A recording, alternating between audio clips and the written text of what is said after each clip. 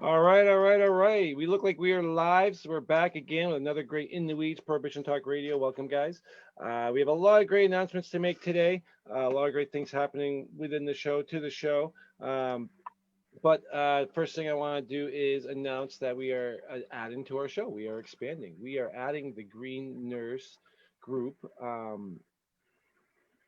It's amazing. So the Green Nurse, if you guys don't know, a team of Sherry Tuckis and Nurse Mark, they'll be doing a little health segment on the show every week. We're going to bring them on today and just replay their show from earlier, but from here on forward, we'll be making a segment specifically for them for the show, utilizing the content that they create across all their other media platforms. So if you guys want to check them out, the Green Nurse, you guys can find them on Facebook, Instagram, all the main places, all the main pages, all the fun, right? But we're super stoked to add them. These guys are award winning. They have so many accolades. I don't even know where to start. Nurse Mark is also the president of the American Cannabis Nurse Association, which is a huge plus. So we're really excited to have them on. And now, the guys, the holiday seasons are coming as well. So within the holiday seasons, we have an announcement to talk about that we're going to actually be working with author Sam Miserandini about his book, If You Give a Bear a Bong. So we're going to be giving away a couple of his books from that series. He's in an upcoming book coming out in April of 420. If You Give Your Dog a Doobie. So we're really excited. If You Give a Bear a Bong is a heartwarming cautionary tale about the dangers of mixing weed and wildlife. It tells a story about a curious bear who's had one too many hits and follows him as he experiences the highs and lows of being high, from the incredible feeling that he's floating to not being able to move because he's couch locked. And also, If You Give a Dog a Doobie tells the tale of a pot loving pooch whose token neighbor gives him the best treat ever. The book reveals what happens when a canine meets cannabis and whether or not it's possible to teach a stone dog new tricks, or even to get him to remember old ones. So, guys, wait for that. We're going to be launching an event page on our Facebook, so stay tuned. And hopefully, you guys work with the event, win a book for the holidays. And also, guys, we have another announcement. We are teaming up with the Bud Grower to bring you the best beginner grow setups available on the market. Everything included, one kit, zero hassles, and premium results. Take control of your product with the Bud Grower. It has never been easier to build your own organic and robust home grow. The team at the Grow Home Experts have designed and tested and perfected the indoor system for an experienced and aspiring growers alike.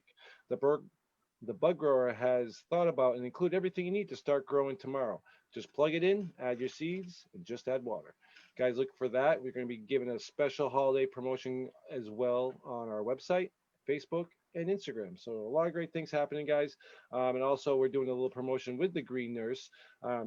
They are giving or signing people up for their medical marijuana cards. And right now, you can get your medical card, a 30-minute consultation, a free 2-week follow up, and a free bottle of CBD for just 150 bucks, which is a $300 value. You can find out more information at www.thegreennurse.com. And that's it. We're rolling, guys. We have a very special guest today, which I'm really, really excited to talk to, all the way from Nepal. If you guys don't know where Nepal is, we're going to be talking about this a lot because it's right next to China, right? So if we're in this area, we all know where the Chinese industry is right now regarding hemp. But Nepal law is very different. So we're going to be talking to Sudan, who's been an educator and he's a big activist over there, trying to push for the legalization and the usage of hemp more, right? So Sudan, thank you. Welcome to the team. I want to say thank you to Timothy Fair of Vermont Cannabis Solutions, who's here with us to talk about some leaf law. Guys, if you haven't paid attention, even today, there's been so much breaking news to talk about and to go over. So we're going to get to Tim a little bit later. And also we have Thomas Markholm of Vermont Grow Coaching with his Growers Guide weekly segment, which we can't wait to watch. And he'll be sitting in with us. He's our expert grower. And if you guys have any questions, comments, concerns, message us, PM us, talk to us, get right into the conversation, and we'll plug you guys right in. With that being said, Sudan, welcome. Hello. I know it's early for you over there, but Yeah. before we get started, let people know who you are, where you're from, and how you got into the whole hemp activist game. Uh, Hello. Namaste to everyone. Uh, I'm Sudan Devkota from Nepal, and I have been educating people since 3 years. One of my since 3 years. You know, about 50 years ago, I think since 70, before 70s in Nepal, um, this this hub, I can say, I would like to say hub was not illegal at that time, but later on, our country in 1973, I think, our country made illegal, um, and I think it is a mistake. It is our country's mistake. I think, and our a country like ours, our country is a very least of developed country in the world. You know, there are so many possibilities. We can, you know, we can grow up through using hemp. You know, and our land, you know, our land is very much good to produce hemp. Environment is so friendly here. I mean, for hemp, this land is perfect, I think. Mm-hmm. So, um, you know, uh, initially, perfect, I think. Uh, Initially, I thought, I was very negative about hemp, but later on, when I participated in some conferences like Asian Hemp Conference, and then I suddenly became very positive about it. Wow, we have very good things to do with hemp. We can build homes. We can we can uh, produce medical marijuana, and we can cultivate uh, we can produce textile industry through it, and we can produce huge employment here. That is why I got quite interested in this field, and I have been educating in my when I was in college. I educate my circle people, and in my community as well. I'm actively advocating this plants positive uh, mm, positive positive aspects. It is I'm educating people that it is not just for smoking. Um, it has much more. It is much more valuable than that. We can do many things through hemp. You know, I this is see what. now. Oh man, your market there is intriguing to us because, like you were saying, there's weird laws regarding hemp, right? Um, and, Yeah, and yeah, and clarify if I'm wrong. I was reading a couple articles, and this could be old. Most of the hemp products that you guys process has to be done by hand. It can't really be done by machinery. Is that correct as well? So when you guys making hemp fibers, it's legitimately by hand. yeah, yeah. In rural areas, despite it is illegal, it grows naturally, and many people in rural area process it uh, through hand. Hmm. We don't have machines, I think. Yeah, which is amazing because when you look into, like, if you were to Google Nepalese hemp or anything of that nature, like, you see a lot of fiber textiles kind of pop up, backpacks, bags, shoes, clothing, apparel, stuff like that. Which, to me, when you realize that these things are all done by hand, it's amazing, right? Yeah. Now, what is it? What happens if you're caught with cannabis in your country? Sorry, What happens if you're caught with cannabis in your country? what happened? Well, what happens if you're caught growing or cultivating illegal cannabis in your Ah, country? it's uh, the debate about hemp is now going intense. People are talking about it now openly in these days. Mhm. These days is very much uh, different from what used to be 2 years back. Uh, you know, people's concept about hemp has been changing, uh, changing. Now, if I cannot grow, I cannot grow hemp in my country. It's still illegal. if I grow, then police will come and destroy that hemp plant. Now, like you're saying earlier, though, it literally grows naturally everywhere. I see pictures of hemp all over the fields. I mean, the picture in our background on our banners is literally a picture from Nepal with, and it's literally cannabis everywhere, right? Yeah, yeah, everywhere it grows naturally. People don't need to cultivate it. So So does the government allow that to grow naturally, but they're only going to destroy cultivated stuff? Is that how it works there? yeah, yeah, yeah. It's according to the Narcotic Drugs Control Act 1976. It is under narcotic drugs in Nepal, and it's still illegal. Mm. That is why when people grow it, then police will come and destroy all that field. That's Well, what you know it's happening here. now, what kind of influence does China have on your market? I mean, you guys are really close to China. Every day we're seeing huge news. Seems like it's coming out from China to become one of the world leaders in hemp, right? Is there any sort of influence on your government being literally right next to China? Of course, we cannot deny. Yeah, China has huge influence on our government and policy as well.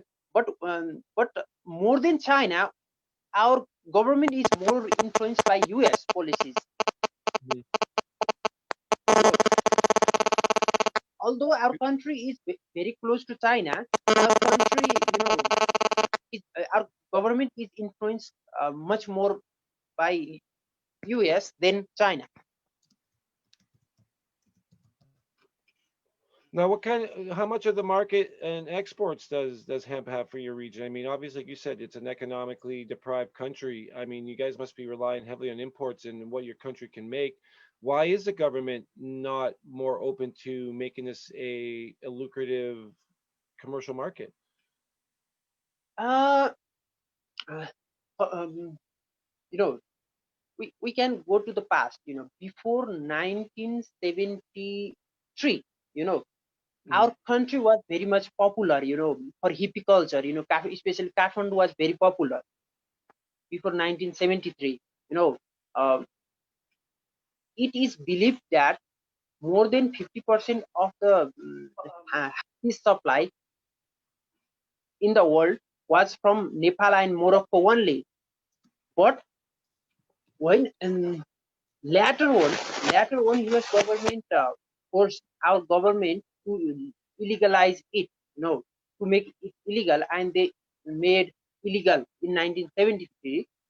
After, you know, after then, um, people cannot grow and sell this cannabis, hemp openly, and the debate in these last 2 and 3 years, even government lawmakers are just now starting to debate about it. For example, a Communist Party leader, Mr. Virod Khatiwada, was talking about this few months back in Parliament about the legalization of this plant in Nepal. So, um, you know, in Canada and in many states of US, we heard it has already legalized there. But in our country, it is still illegal, but in the process of legalization. So, there is a bill presented in the Parliament. If this bill will pass, then it will be legalized. It will be legalized. But our uh, uh, leaders are nowadays debating about it openly. That is the good thing, in my point of view. Mm. Now, Tim, what do you think about Nepal getting going legal and like the influences globally? I mean, I've read a few articles lately where China and obviously we're seeing China launch off as a hemp industry. I've read a couple articles about the influence on Nepal. Um, what do you see in all this, Tim? I mean, it's Like, many of these steps that we've been taking, they're fantastic. I mean, again, this is getting over the stigma. This is getting over, and a lot of these cultures have been very, very anti-drug, whether that was, as a result of American influence and American foreign policy and American foreign aid, saying if you're strict on these, or if it's just cultural in and of itself. I think it's very difficult for us to Americans to really grasp what a completely different foreign culture is, unless we've actually traveled or been there and experienced it ourselves.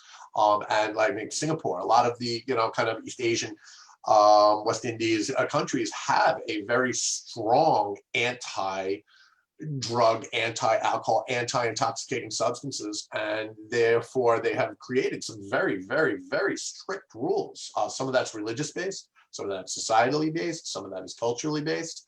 So when you see a country like Nepal, which has struggled in itself in its independence, and getting away from the, China, who still, I believe, tries to claim it's part of their land. When you see these changes, when you see these societal guidance shifts away from prohibition and towards an understanding, that just benefits everybody. The rising sea raises all ships, and that's agreed. And if we can start with hemp and we can start with the medicinal value like Sudan's been working on, that's the first step.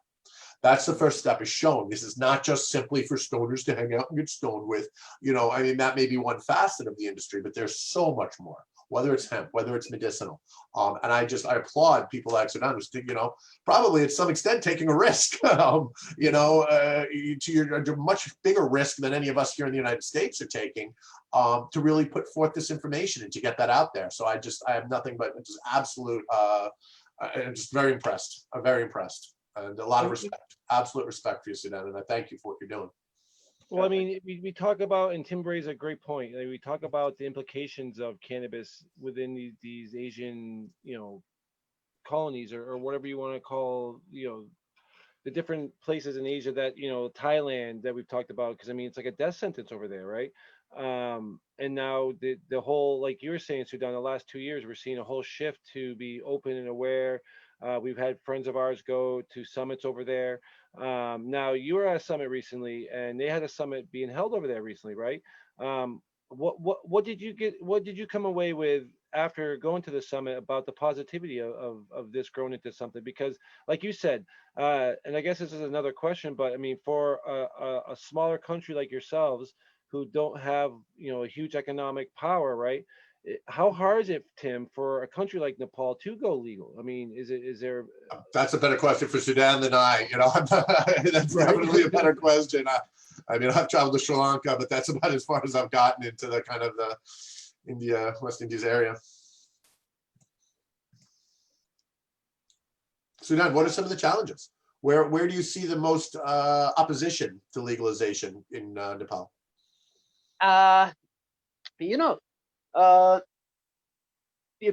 People's concept about hemp is different here. If anyone talks about hemp, people doubt that he's like a hippie. He just smoke and blah blah blah.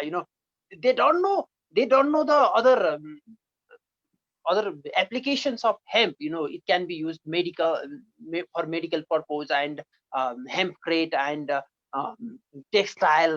We can build huge textile companies here. People are not much aware, but now becoming aware. Few educated people are now getting positive about hemp. Before that, they were very negative about hemp. It is very hard to participate in. It was very hard to participate in hemp conferences. For my personal experience, when I was participated in 2019 Asian Hemp Conference, I did not. I was very hesitated to talk with my friends. I participated in a hemp conference, and but now the situation has changed. I can freely say about this. People are getting more aware, and even some people are raising voice about the legalization, and some people like us are giving force to legalize it through through our lawmakers. We are talking about it with even with our lawmakers, and the situation has been little bit changes, a lot changes about this. People's perspective has changed. I think that is our great success. Now within 1 or 2 years, I think within 1 years I can say, um, definitely we will legalize it under some circumstances, for medical purpose or for textile industry or um, like that. Now government, our government has drafted the bill in parliament as well. It is under the process, and uh, I think mm, mm, I think they will. I hopefully, mm, I'm hoping they will pass it. Uh, How do you feel about the rec market though? I mean, we're talking about hemp, and it seems to be somewhat okayable there. And we see textiles. We're seeing an industry that's like pretty much happening there, right? What about the recreational side? I mean, what is the penalties for consuming on a recreational basis a THC plant? uh, till now, uh, in that drafted bill, they are not talking about recreational marijuana. It's little bit vague, uh, but till now the people don't have that kind of sense, recreational, whether recreational use or medical use.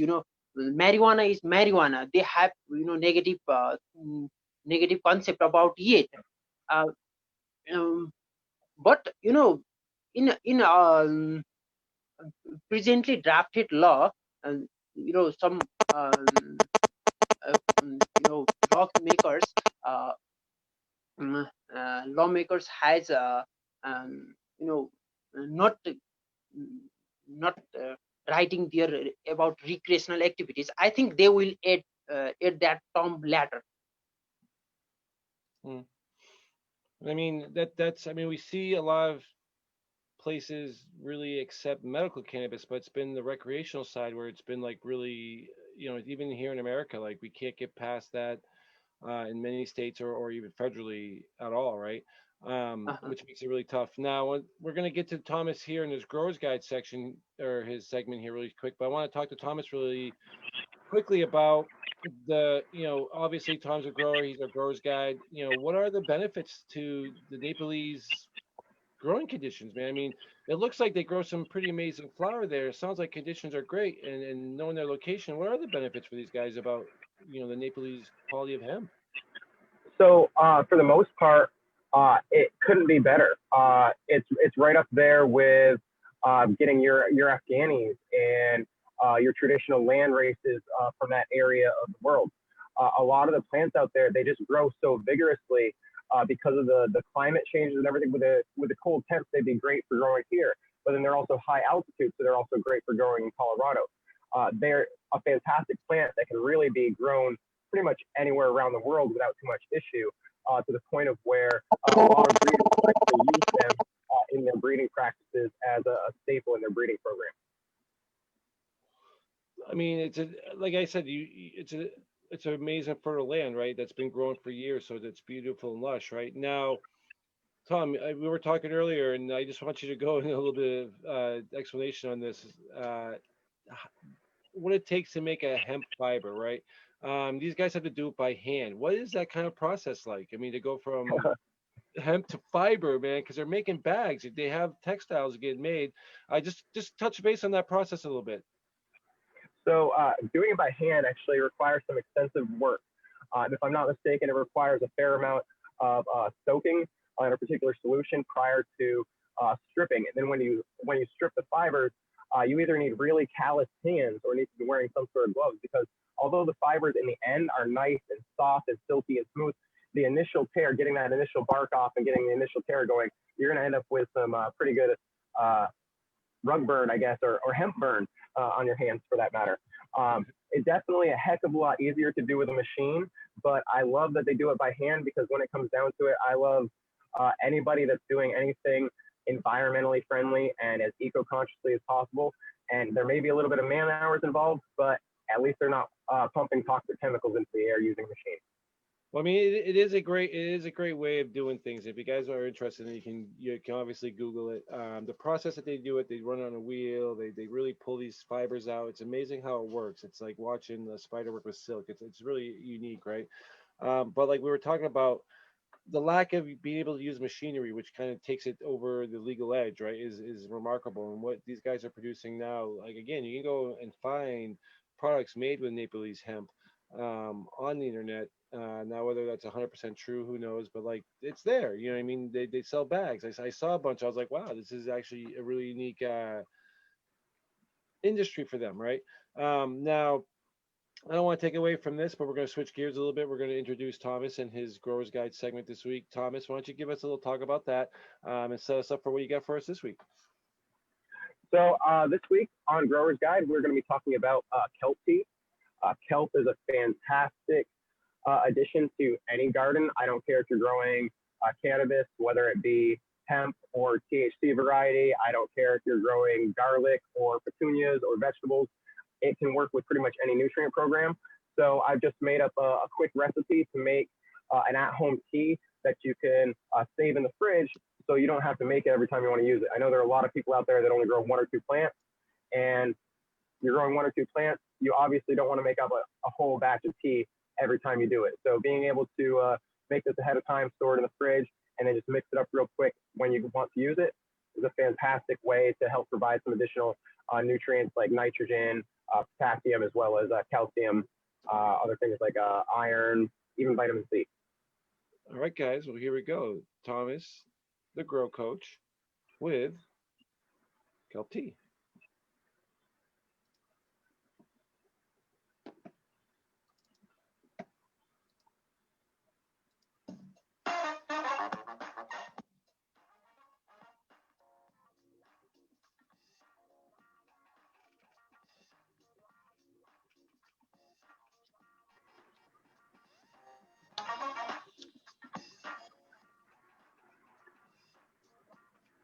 The audio's cutting in and out, Joe.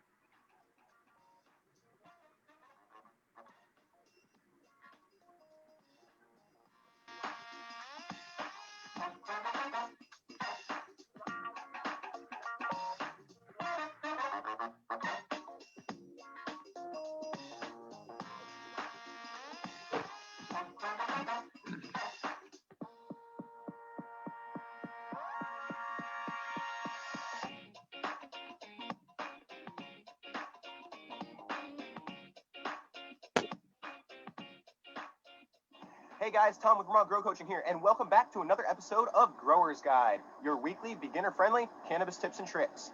This week on Growers Guide, we're taking a step back from all the edibles we've been doing over the past few weeks, and we're getting back to the rudimentary. Let's talk about kelp. So what is kelp? Kelp is a marine plant of the seaweed variety that is high in many macronutrients such as nitrogen and potassium, as well as many micronutrients such as calcium, iron, and even vitamin C. Yeah. So it goes without saying, kelp should be used in just about any garden. I don't care if you're growing houseplants, cannabis, petunias, or garlics. You need some kelp. So let's talk about it.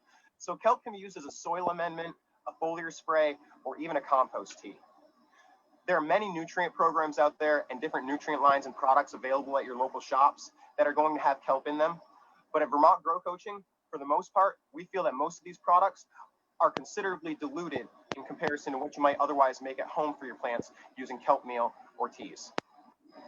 So not all of us have access to fresh kelp. For those of us that don't, kelp meal is an easy alternative. Kelp meal is pretty much just a dried and powdered form of kelp. It's great for use as a soil amendment, also a foliar spray, or Vermont Grow Coaching's favorite, quick and easy tea that you can make. It's not going to be compost tea, and it's definitely not going to provide you all the benefits that you'd otherwise receive from a fresh compost tea, but it is a quick and easy method so that you can develop a nice kelp tea to provide to your plants without too much effort each time you want to provide it. What you will need: you're going to need a 3/4 cup of water, non-chlorinated, half a cup of kelp meal, a 1 pint mason jar, a food processor, and a paper bag. Place water and kelp meal in the jar. Then close the lid and shake vigorously for 30 seconds. Place the jar in a cool, dark cupboard for 8 to 12 hours. Empty the contents into the food processor and pulsate until a paste is formed. Store the paste in a jar in a paper bag for up to 6 months in the fridge. Mix 2 tablespoons of paste when ready with 1 gallon of water and apply as either a soil drench or a foliar feed. So that's it.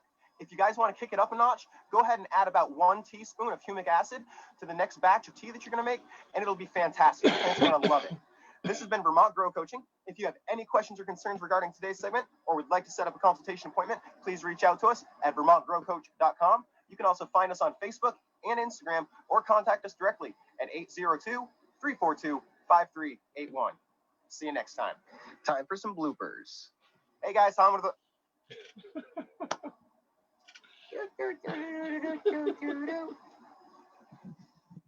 Whoa, whoa, whoa, whoa. Why am I drifting? I can't even get my intro right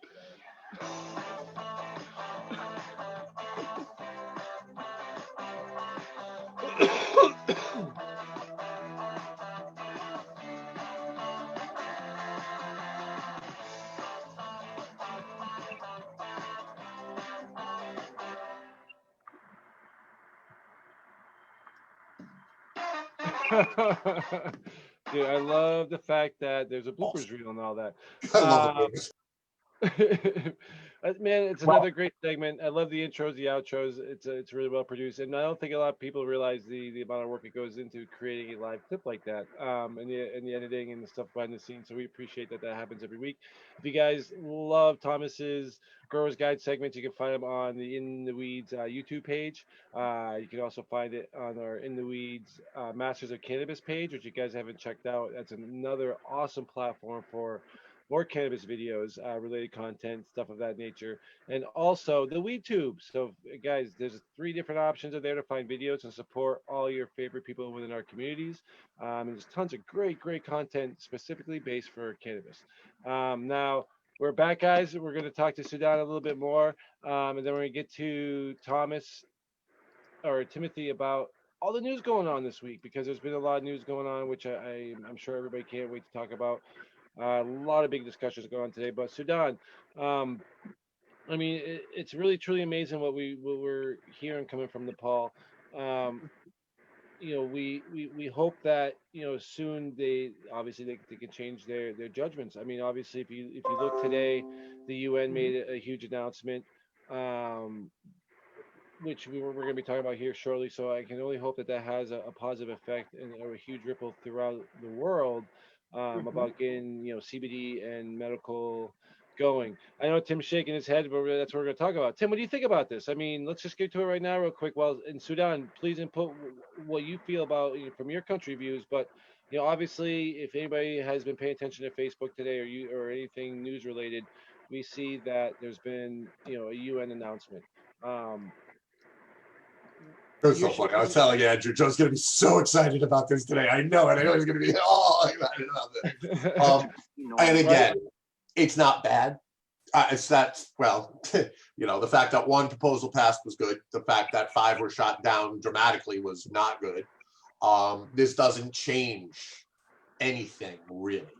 What it does is 1 step towards one UN committee saying, okay, maybe cannabis isn't as bad as fentanyl and heroin.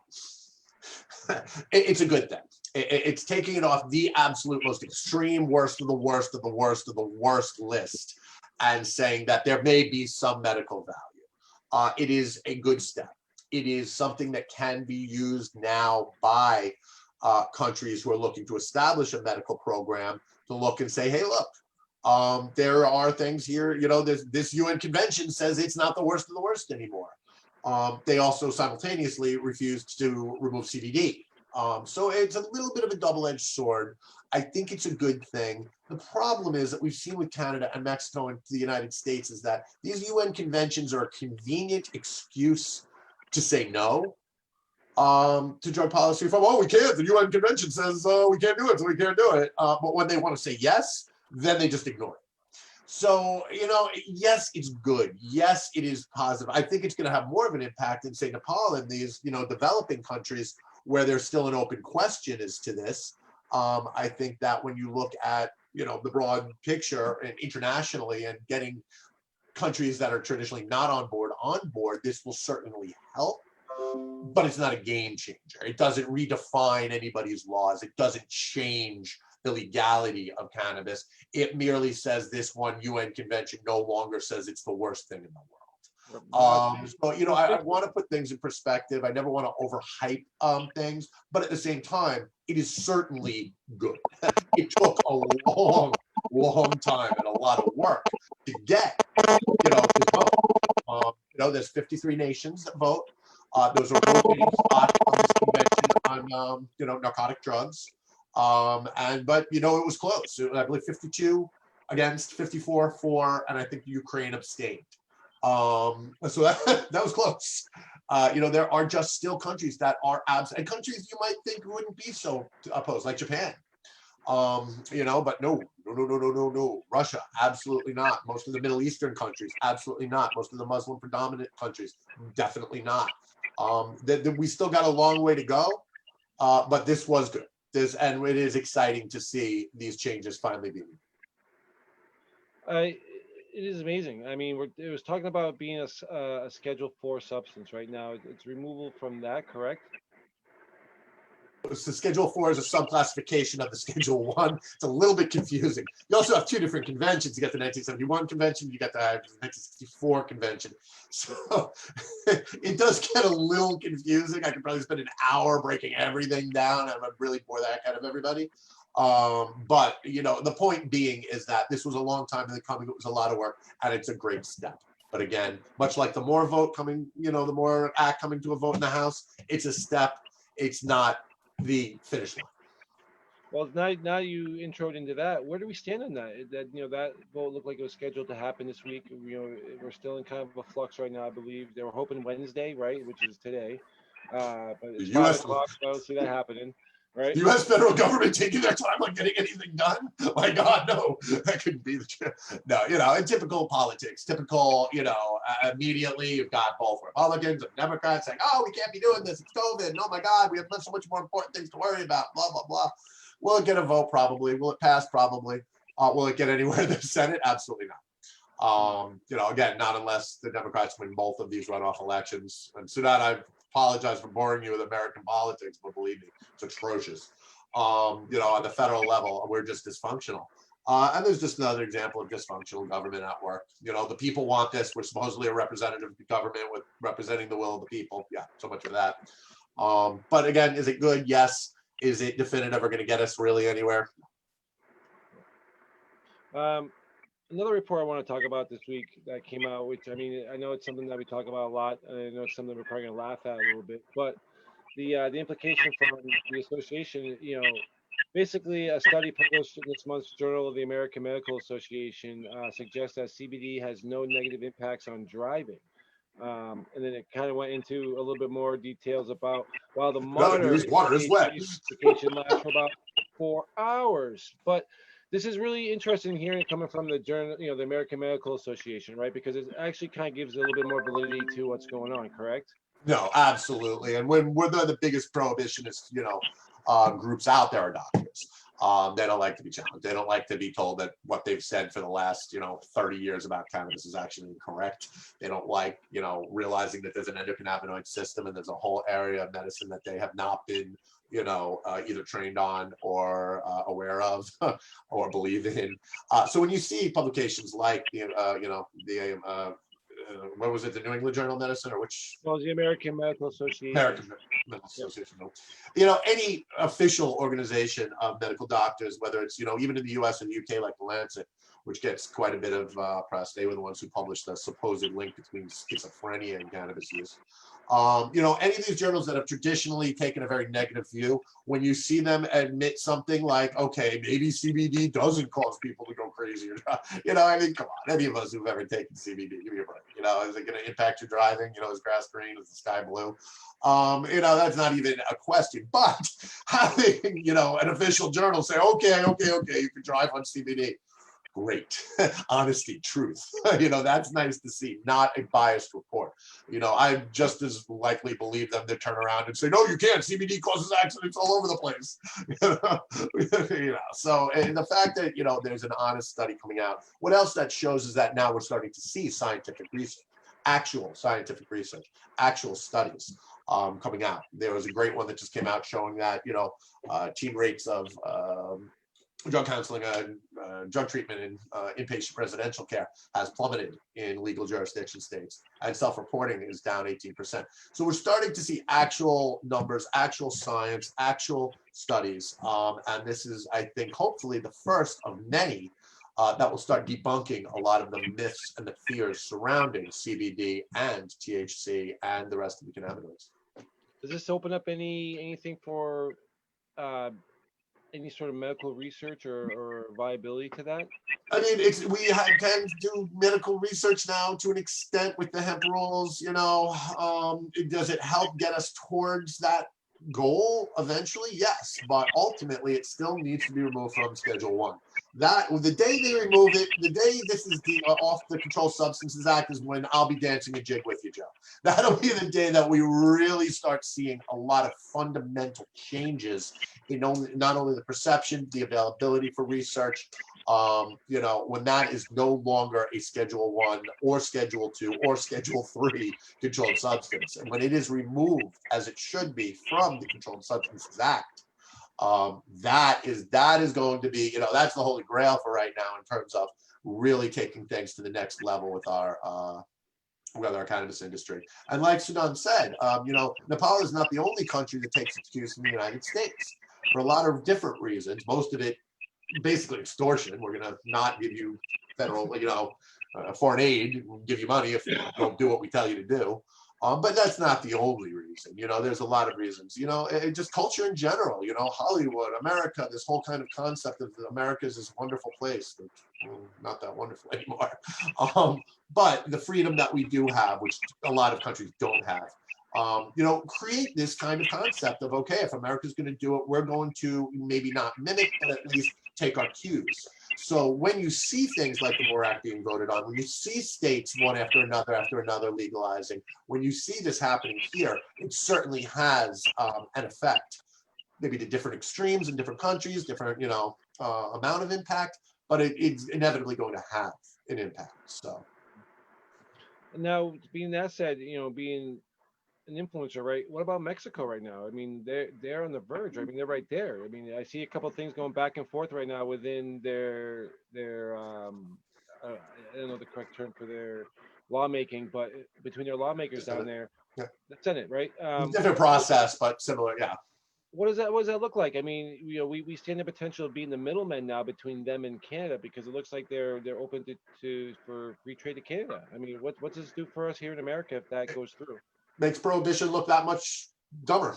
You know, when you see countries now federally legalizing nationally, when you're seeing the benefits, when you're not seeing all the gloom and doom that the prohibitionists say would occur, that helps. And then we start to look like, well, they're doing it and they're okay, and they're doing it and they're okay, and we're not, you know, and that absolutely, those, I think, more than anything else right now, are going to be the biggest influences.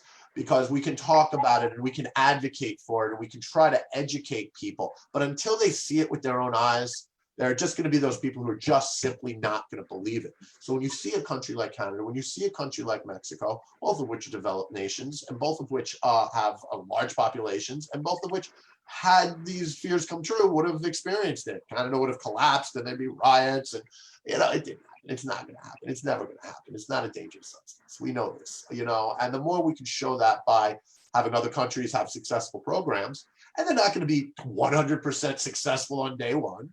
They're going to have their speed bumps. Canada has its own issues. You know, they went with a very medical-based model. Mexico, on the other hand, is taking a little different bent on it. It's more of a personal freedom issue for them. That's what the Supreme Court was able to hang their hats on, is that you can't restrict what people do in their own homes. Now, there's also a huge undercurrent, which is not really talked about, of trying to take some of the power away from the cartels, where cannabis was, a driving force for a long time.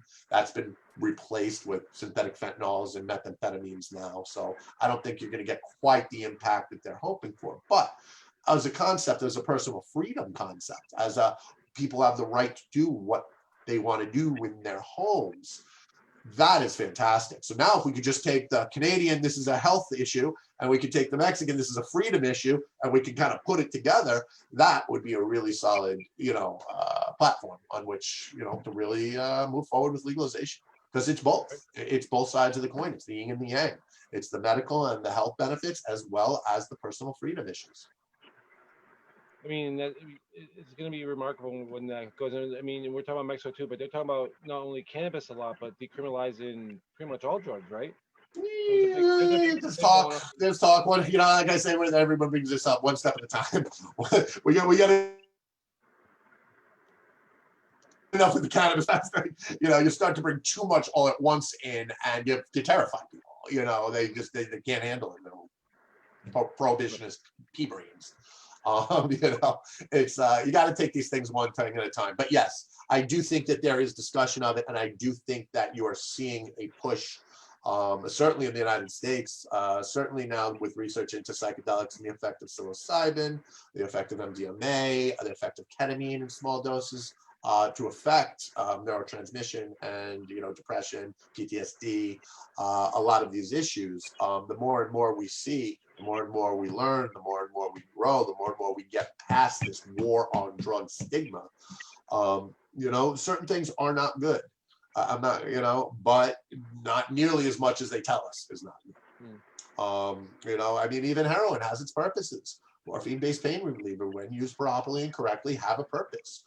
Cocaine is used as a topical anesthesia. It used to be used as a topical anesthesia in dentistry. These substances do have uses. They do have, good things about them. But there's also, and like anything, in extremes, in excess, they're going to be bad for you. Just like sugar, just like caffeine, just like fat, just like running. You do anything too much, and you're going to have a bad time. So the more we can see that, the more we can understand it, the more we can start to accept that these substances aren't necessarily the end of civilization as we know it, and B, people like to change their perceptions, whether it's having a drink, whether it's getting the runner's endorphin high, whether it's smoking a joint. People like to be able to relax and change, and they do that in different ways. And as long as it's not detrimental to anybody else, as long as you're not hurting anybody else, why not? Why not? Why are these drugs really illegal? Social control. Why are these drugs really, why is the war on drugs? Why does the Controlled Substances Act exist? So Richard Nixon could control African Americans and anti-war protesters. This is not even debatable. This is not like a conspiracy theory. This is fact. It's very clear. They've admitted it. They openly admitted. John Elrick openly admitted. Of course we knew they weren't dangerous. So when you can really grasp your head around why these substances were made illegal, that is a big part of understanding why they should not be illegal. Yeah. Regulated, sure. Could they cause addiction? Yeah. But flashbangs and machine guns and raids and people being shot dead. But when we look at those statistics, when we talk about pharmaceutical drugs, don't more than 90% of those have addictive qualities? Don't 90% of those have severe side effects? What's the difference between methamphetamine and Adderall? Yeah. One you go to jail 15 years for, the other rich white people get from their doctor. Really. Right? Come on now. We're talking about one molecule in science, so it's like, and that's where a lot of these drugs get by and get through and work around the wormholes, and then also become, highly illegal, right? One of the things I want to talk about too, real quick, was Illinois, right? Like, if you guys, they just announced it today. So if you guys haven't caught it, they launched an expungement assistance initiative. We talk about expungements all the time, so they're looking at really helping the people get their low-level convictions expunged, which is great, right? Because now this is a state assistance program that is going to, utilize, because I mean, as we talk about a lot, right? There's a lot of wasted money going into these programs right now. We're just putting away people. We're paying for people to be in jail. These guys are paying fines. We're bringing them through the system, which it comes at a heavy cost, right, Tim? Yeah, once you get in the system, it's it's not a fun system to be in. Everyone's like, oh, don't worry about it. It's just pot. You won't go to jail. You'll just get probation. Yeah, you'll get probation. And you'll have a probation officer who will give you conditions of probation. And if you violate those conditions of probation, you'll go to jail. And sometimes those conditions of probation are ridiculous.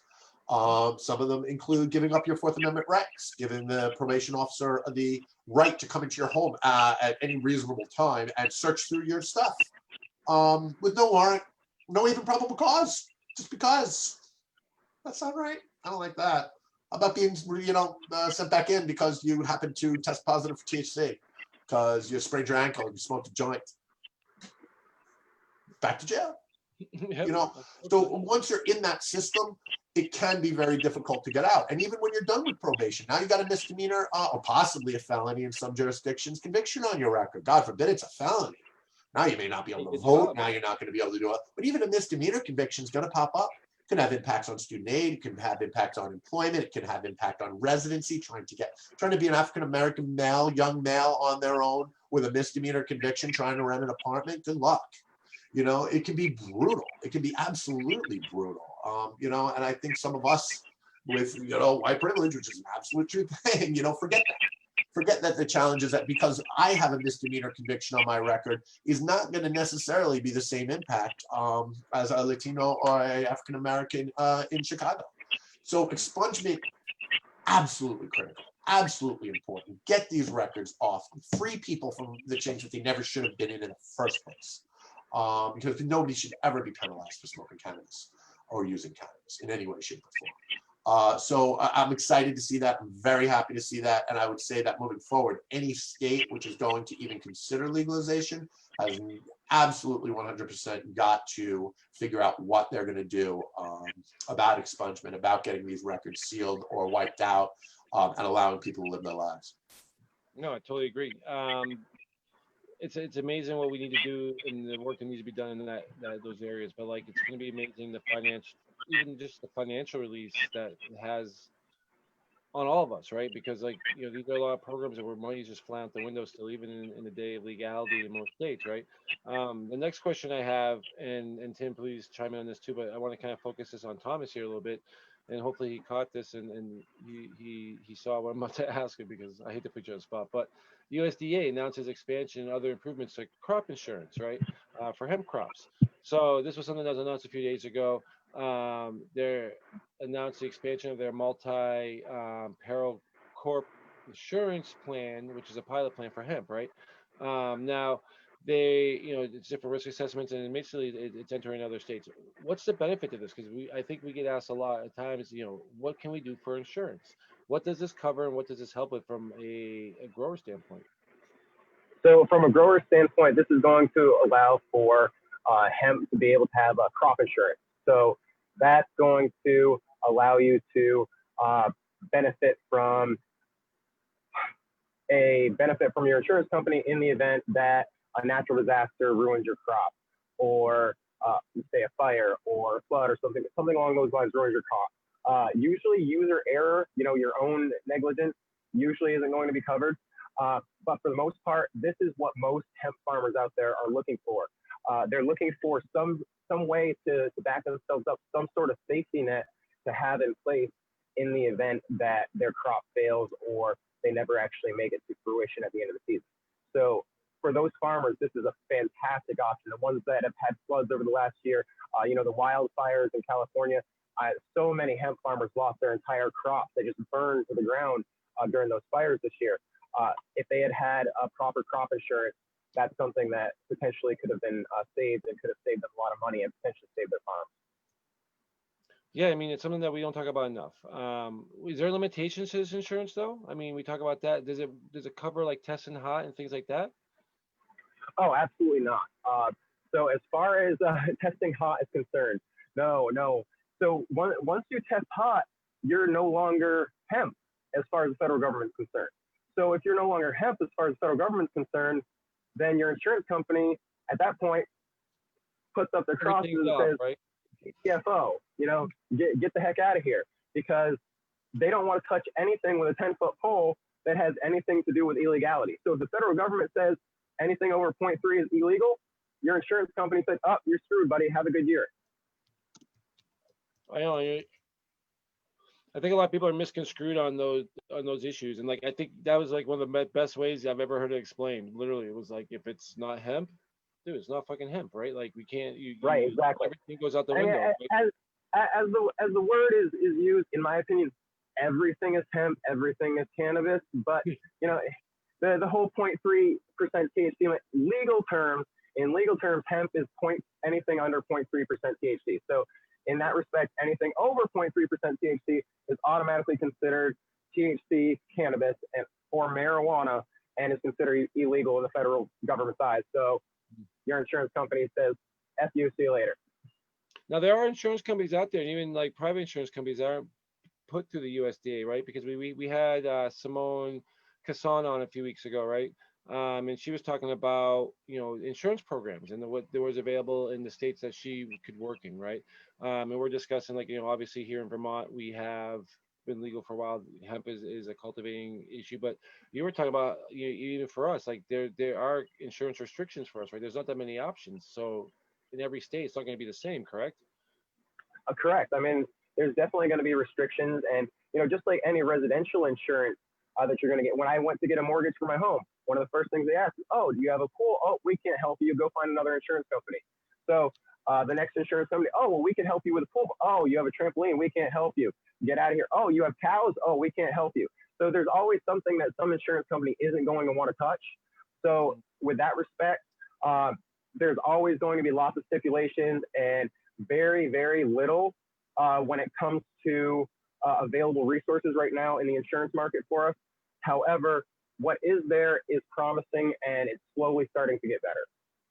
Right, which is great for all hemp, everybody within the hemp industry, because I mean, we've seen some issues, right? We've seen floods, we've seen natural disasters, we've seen things that that may not have been covered a year or two ago that are getting more new to the market. So guys, if you're in a state, you have a hemp farm, look into it. It's going to be well worth your time. But like you said, find one that's going to work with you. They all have their little intricacies, right? But just be aware of the things that they do cover and don't cover, especially like Tom was saying. If you grow hot, unfortunately, read that fine print. Yeah, right. There's nothing for that.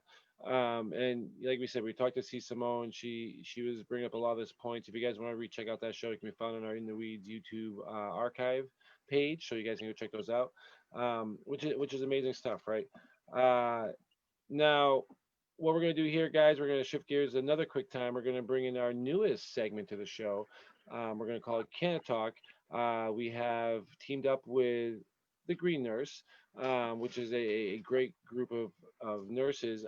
They are associated with and obviously one is the president, Mark, of the American Cannabis Nurse Association, which is huge. One of our older show segments, Jesselyn Dolan, is head of the Vermont Cannabis Nurse Association. So we love that we are still being able to work within the organization. We are glad to have these guys join the show. As we said, they do a couple different shows, and we're going to be starting to just repurpose their content and rework things and make stuff specific for what we're doing on our show. So this is going to be a taste of what you guys are going to see. Please go out, follow them, support them. They put a lot of work in. They put a lot of daily content out. So they always have a 15-minute daily thing. And here we go, guys. This is the Green Nurse with Canna Talk.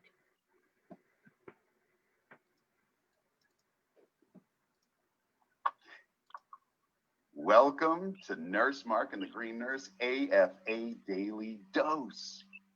Sherry. AFA, absolutely fucking amazing daily dose of hope and inspiration for growth and healing.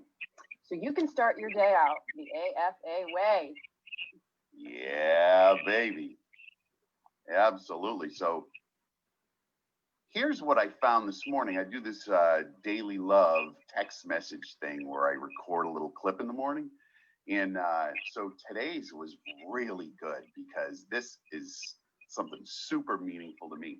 And it comes from the Daily Word. and it's called friendship. And so it's really, I'm grateful to have friends and to be a friend.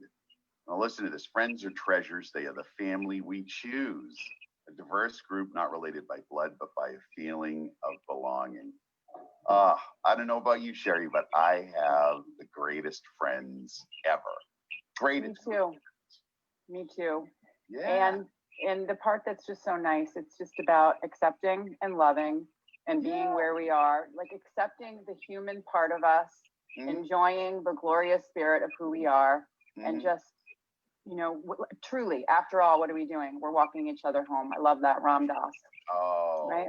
We're on this journey. Now, Sherry, did you ever have like friendships where you'd be really, really close for a long time, and then you'd have a falling out and you wouldn't talk to each other for years, and then you'd reconnect and it'd be like no time had passed in between and you're like best friends again? Can I tell you? Yes, you're gonna laugh your ass off. You ready? Yeah. My ex-husband, we had a falling out. We got divorced. It was toxic for a long time. Yeah, typically that's how it ends at divorce, right? But then now it's like we've both grown and we've both done our internal work. And so now we come back together in a way as friends, right? And so it's like, I look at it this way. If I can heal the relationship with my ex-husband, I can heal a relationship with anyone. I can relate to that. Yeah. So today I'm going to reach out to a friend or two who I haven't heard from for a while. I'm just going to scroll my phone. I'm going to say, I haven't talked to them in a long time. Like I already know I'm going to call my pal Dave Murphy. He was the drummer in the band that we played in together. We went to church together. We hung in the same circles for years and years and years. And I love Dave to death. And I haven't talked to him, I don't know, maybe once this year. So I'm going to call him today. Absolutely. Just to say, hey, how are you? What's going on? Right? What's your AFA word of the day, Sherry? Okay, so my AFA word of the day is going to be, actually, I can't just have one. Actually, today I have three. It's just because I can't have one word. You overachiever. Go ahead. I'm an overachiever. Yeah. So the word of the today is to reorganize and release. Today I'm going to be spending some time with a shaman. And we'll end up talking about that later this week. So I'm going to spend 6 hours with the shaman, having a shamanic journey. And so this dress kind of represents that. So I look at this as all the colorful stories in my life, all of the colorful stories that I've lived, and some of the stories that I haven't processed for healing.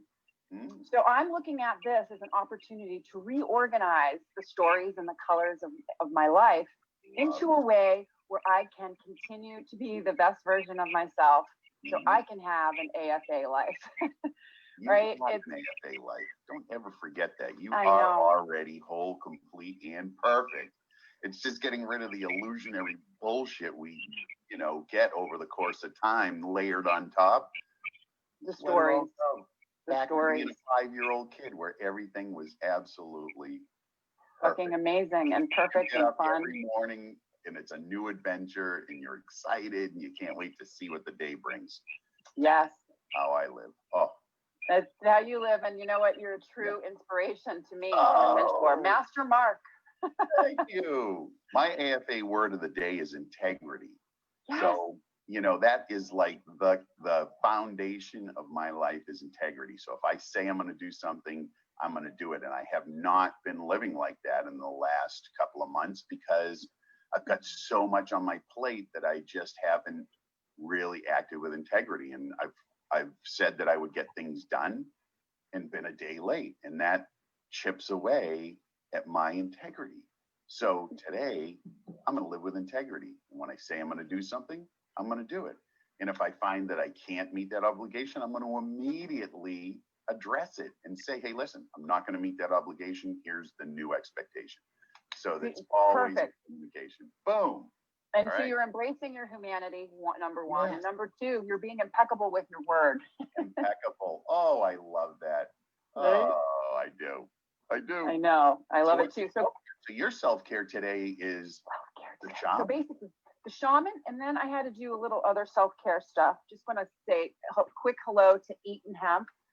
So this morning, I'm not a morning person at all. So you guys will never know what you're going to get. You never know that you're not a morning person, Sherry, because you look like you've been up for days and just radiant. Well, today it was definitely, it definitely takes work because my 6 o'clock in the morning to me is like 3 o'clock in the morning to most people. So I'm totally resetting my clock. So because it's good, because getting up early it's challenging, but it's something I want to do. So today I started off my day with a little uptime. Uptime from Eaton Hemp. It's a hemp flower pre-roll, 13% CBD, and I just took a couple puffs off of it. I also wake up in the morning a little nauseous and have a little anxiety. So it took quiet it right down so I could get to it and get ready and start my day out the AFA way. So so how about you, Mark? What is your self-care? You know what? I meditated this morning because that's what I try to do every single day. And I try to do it first thing in the morning because I found, even with my best laid intentions, if I don't do it immediately in the morning, the day just gets sucked up, right? We're humans. We get sucked up into these other things. It's like the attention goes somewhere else. And then I don't get to the meditation. And for me, it's a foundation of a healthy, happy life. I have to do it. I want to do it. Yep, I do it too, but it's funny how my alarm goes off. And then I have this little energy machine that we'll talk about at another time that just provides vibration and frequencies. And I start that thought process. Love it. Of, what can I do? Because mornings are tough. So it's kind of like it's a whole mental game of meditating yourself into a space. I truly believe it's because I leave my body, I go somewhere, travel around. I don't want to come back into my body. I wake up, I'm like, what the fuck? Oh my gosh. Well, to be honest, Sherry, I am a morning person. I love the morning. Love it, love it, love it. And I'm embracing it. The last few years has been get up at 5 a.m. and start the day. All right, guys. That's a little preview of what's going to happen. We're going to be editing down all their segments, so it'll be something that we can get into and hit hot button topics. But that's a little introduction to Sherry Tuckus and Nurse Mark. So if you guys can go check those guys out on Facebook, Instagram. Thank you for all the support for us coming together. It's gonna be a great collaboration. These guys are great. They are at events everywhere. They're very easily accessible. And like I said, they're running a promotion right now, so you can get up to $150 worth of all sorts of great stuff. Consultations, your medical marijuana card if you're a Massachusetts resident, a bottle of CBD oil, and more. So if you guys want to check that out, you can check them out at thegreennurse.com. And that's it. Thomas, we cut to something and we were discussing something about expungements. And you had a point I wanted you to get to make. Yeah, so I actually wanted to say I absolutely love the fact that we've got the Green Nurse on here now with their segment as well. So I think that's going to be spreading the knowledge to a lot more people. That's going to be really helpful for us as well as them. I did want to touch base on the expungement thing that Tim had mentioned before, because I actually received a misdemeanor when I was in my adolescence. And if it wasn't for being Caucasian and having a good lawyer, I would still have that on my record, I'm sure. It was expunged because I had a good lawyer and he knew what he was doing. And I'm sure that being white and having white privilege definitely had a lot to do with it as well.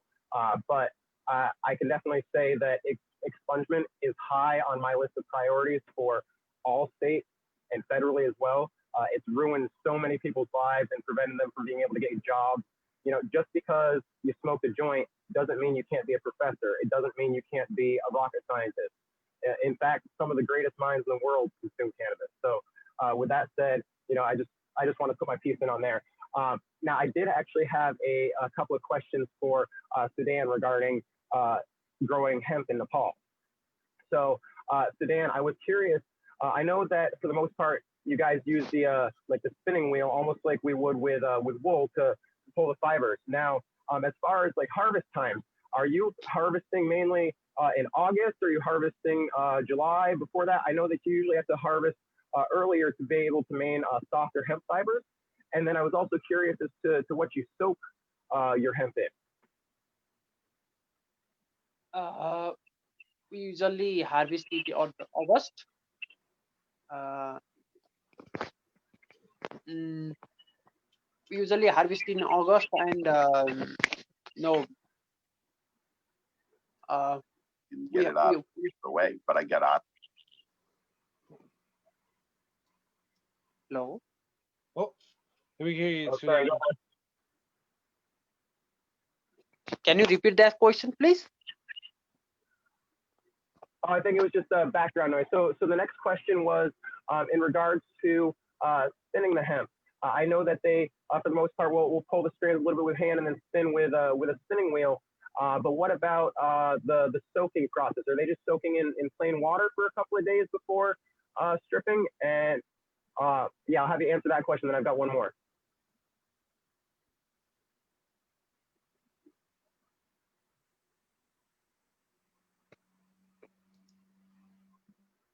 Can you hear me?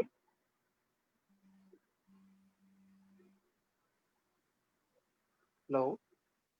Oh, can you hear me? What? Can you hear me, Sudan? Oh, so Yeah. Now, yeah. Okay, perfect. So, yeah, so my question was in regards to the actual spinning of the hemp. I know that they're usually starting to pull this by hand and then spinning it on a spinning wheel, but what about the soaking process? Is that just a couple of days in plain water or using some sort of special solution? Some water. And is that just for a couple of days prior? I'm sorry, I'm not getting your question. It's cutting partly and coming. Not clearly coming. Sudan, can you hear me a little better? Yeah, a little bit better. Yeah. Okay, I think what he was basically asking is when we make the hemp fiber, what's the process over there? Do you usually normally just use water, or is there a solution involved? And then if there is, how long do you normally soak the fibers? How long does it take before you can actually start pulling them apart? Normally, normally people use water, and they soak for up to 15 days, like that. It depends upon what kind of fiber they intend to produce. It varies from place to place and what kind of fiber they want to produce. Up to 15 days and 20 days, in that range, usually. And then as far as just other products, are you also producing things like Himalayan hemp seed oil with the seeds? Yeah. Some companies are producing like like Sa Hemp, Sa Hemp, and other company are producing soaps and that uh, oil and many things, textiles, and they are producing. Yeah. Fantastic. Now, if I was reading somewhere, and I want to point this out again, is this normally done by hand still, even for the oil? Correct? Sorry. Oh, the processes. I mean, I was reading a few articles, and the articles really point out the fact that a lot of the production and the processing of oil, fibers, even chipping for like industrial use for even like hempcrete. Is that something that you guys are using there? Which is another question I wanted to ask. But particularly when you're processing this stuff, most of the stuff has to be done by hand, correct, to stay within like the rules? Yeah. Most of them, we don't have that kind of technology. That is why people are doing basically in traditional way. Yeah. Right, I was gonna say it doesn't get more traditional and more to the original production of hemp in that way, right? Especially when we talk oil. Like Thomas brought up a great point about like a Himalayan seed-based oil that we can get, right? But the difference is like what Sudan was saying. It's done by hand, right? Like it's a hand cultured. It's been done this way for many years. And Yeah. what's allowable in their government, right? Like he was saying, they don't have access to the technology, the finances aren't there for the technology. And I don't think it's really legal, right? And I mean that's one of the biggest things with your cultivating issues, right? Yeah. Which must make it, no offense, but the biggest pain in the ass But I mean, like you said, it's one of the highest quality fibers. You know what I mean? Like we've all heard and read about what the Nepalese Valley can produce, which is why I'm really interested in what the influence in China will bring to you guys, because like they seem to be the forefront of this technology, right? Yeah. Where's that border lie? Like when does Nepal, you know, utilize the technology that's next door, right? Or work some sort of something with them. Hopefully not a government takeover with with China on the industry. But I mean, what's the viability of that? Is that something that's going to happen here, or does the laws need to change? You know, first of all, in order to flourish cannabis industry, the first of all, the laws needs to change, and after that, many youngsters like us, like me, are seeking, they are waiting from, for cultivating a lot of hemp plants. And the main problem is legality. When the government makes it legal, then everywhere, people are looking for planting hemp here. Even one of my friend told me that he wants to uh, plant cannabis and establish a textile company, but the main problem of that is with the legal system. If you cultivate cultivate hemp plant, then police come and destroy that, and even imprison him. That's the problem, main problem in Nepal. Um, so overall, the main problem is with with the legality of hemp. Um, uh, things are changing a little bit from past, but not that satisfactory. You guys are already they legalized it, and we are backwarded in that sector. We need to revive our traditional ways, traditional medicine, and our textile industry. We are least developed country. In order to generate employment, we can we can go far beyond through using hemp. Mm. No, and the main point is, we have a land favorable to the hemp. Mm, our hemp, uh, the hemp produced in Nepal, especially in hilly areas, uh, are high in quality. Hmm. Yeah. We talked about that too. I mean, it's going to be a great market when it opens up. Now, we were talking about expungements here earlier on the show, especially here in America. Is that something that's even being discussed in Nepal right now with these topics, or is that something that's not even being discussed? I mean, because you talked about how illegal it is, how easy it is to get arrested for it. Like just like in our country, those records carry with you and cause consequences within your life about getting jobs and rent and things like that. Is expungement being discussed in your country? uh, you know um, those people who have power, they secretly use hemp. They secretly use cannabis for smoking and other stuff, and they usually don't get arrested. you know like uh, in your country, we don't have that much record about that. you know mm, and that much record. uh, no, for normal people, like youngster, who don't have power, who don't have fathers in a powerful position, or any relatives in a powerful position, they usually get arrested for using cannabis. Here in Nepal, it's very different from Western world. Our culture, our system are very much different. So even when a person arrested, he can give bribe to the some government officials and police, and uh, they get out from the prison. And that's the system. I can say, a corrupt system is here. uh, it's it is a little bit different from Western world, I think. Hmm. Yeah, no, I think, I mean, like I said, it's an interesting concept on how your government functions around cannabis and hemp, right? And I guess we've seen, like, Tim was saying before, Asian countries are very strict. Their laws are pretty intense. And as we're seeing more and more hemp legalization coming across the boards, we're seeing a huge support there.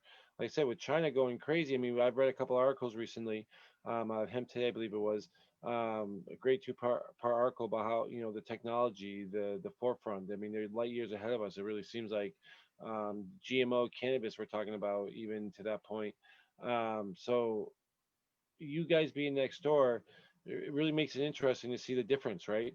And how quickly 2 or 3 years can change a perception, can change an economy, can change a government, right? But now these are government controlled instances, right? Where here in America, it's more state controlled, right? Our government really isn't involved. It's still illegal. We have a Farm Act for hemp, which allows us to grow. But the banking systems, the support things that we need, the insurances. I mean, those are the other conversations that we really need to have. Do you guys have that support in that country right now? Do you have banking systems that are willing to work with the hemp industries? Do you have, all that in place? So if you do get a chance to legalize, make it available for people, the insurances that we're talking about, crop stuff, because obviously, it's an agricultural product, correct? Is that how the government's looking at it for you guys? Mm, you know, the government policies are not much clear in Nepal. They need to um, make clear policies in order to uplift the cannabis sector. Uh, you know, uh, Even though uh, politicians are still under discussion about this. They don't have clear vision how to uplift the cannabis sector, how to use this very useful plant. You know, Still it's not clear, I think. Mhm. I mean, when you talk about the legalization, are they looking at it as an agricultural product, or are they still kind of deeming it as an illegal product? Is there a scheduling that your government works off of? Uh, uh, could you remind me again? Oh, I was just saying, like the outlook of cannabis. Would it be considered an agricultural product in your country? Yeah. Agricultural product. And then oh man, I almost forgot my last question there. With that being considered, being an agricultural product, you know, what's the support that the government's going to be willing to give to it? Like, here we have the FDA, we have all these different groups that who knows where we're going to end up with DEA, FDA, and they're all internally battling, right? Uh-huh. When would it be if it becomes an agricultural product? Do you see the government, giving assistance to the farmers? Like we talked about this before. Like, is it something that is going to be left to your different areas of Nepal, or is it going to be legitimately government supported, government run, kind of like what we see in Canada? Uh, you know, mm, uh, Cannabis is now our cultural. It has a unique cultural value in our Hinduism as well. Uh, uh, there, how can I say? Before 1973, it was legal in Nepal, but you know, after that, under the pressure of US, they made illegal. But now, they are by looking, developed country, they are learning a little bit about, and they are discussing uh, about it now. And no, um, as uh, how can I say? Uh, uh, ag- yeah, they are I have An no. agricultural product? Well, like agricultural products.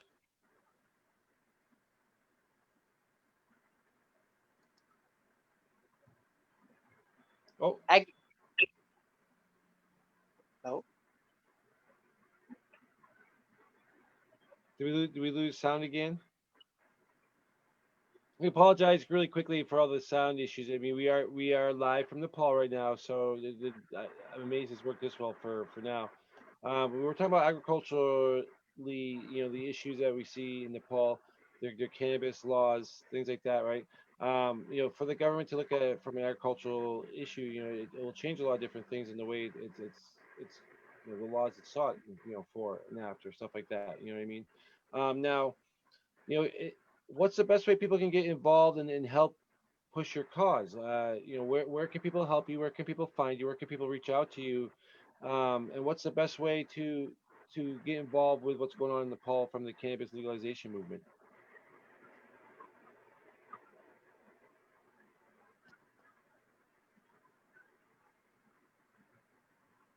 Oh, Did you hear that, Sudan?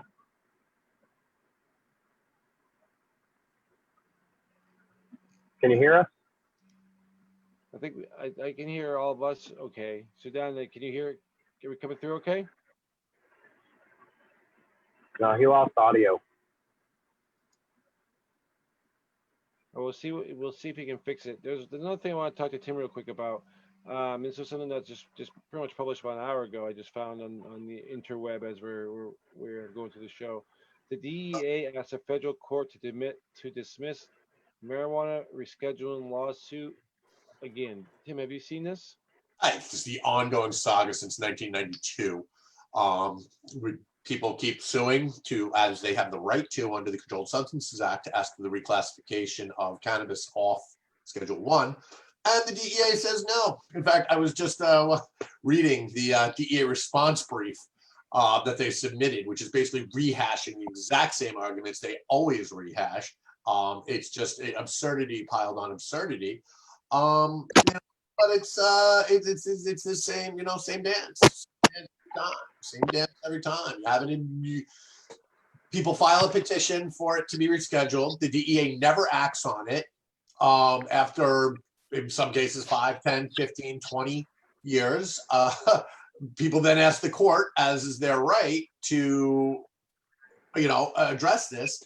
And the DEA says, well, you can't go to the court until you've exhausted all your administrative remedies. And since we haven't ruled on your petition that you filed 23 years ago yet, because we're still considering it, you haven't exhausted all your remedies, so you can't go to the court. I mean, it's just catch-22 at its finest. Absolutely, absolutely ridiculous. This time they're claiming that because the people filing the lawsuit weren't the same ones that filed the original petition to have it reclassified, that they haven't exhausted their remedies. It's a joke.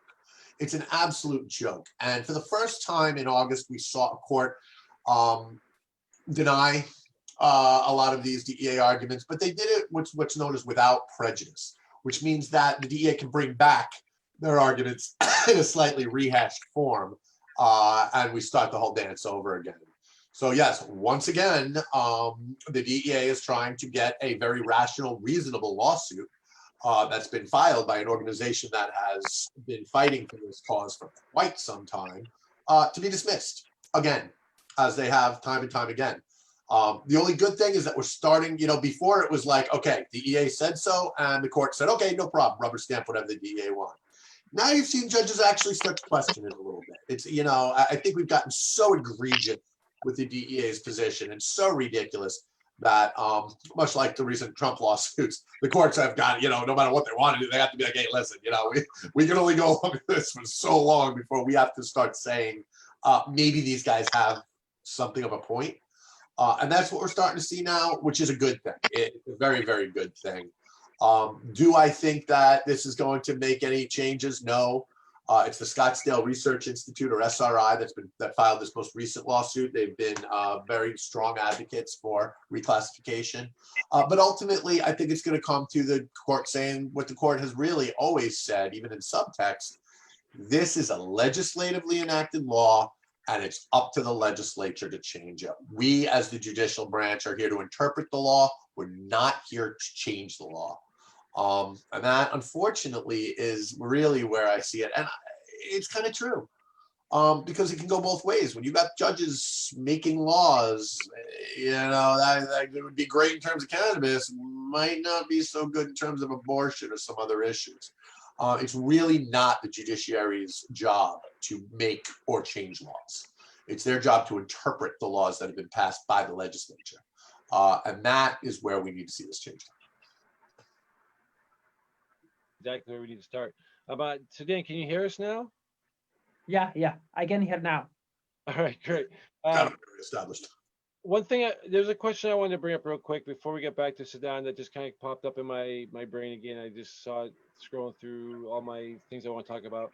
And this is something kind of for Thomas and a little bit for Tim too. Aurora Cannabis, I think you guys, hopefully we've seen this. They shut down their $250 million greenhouse indefinitely. Like, it's done.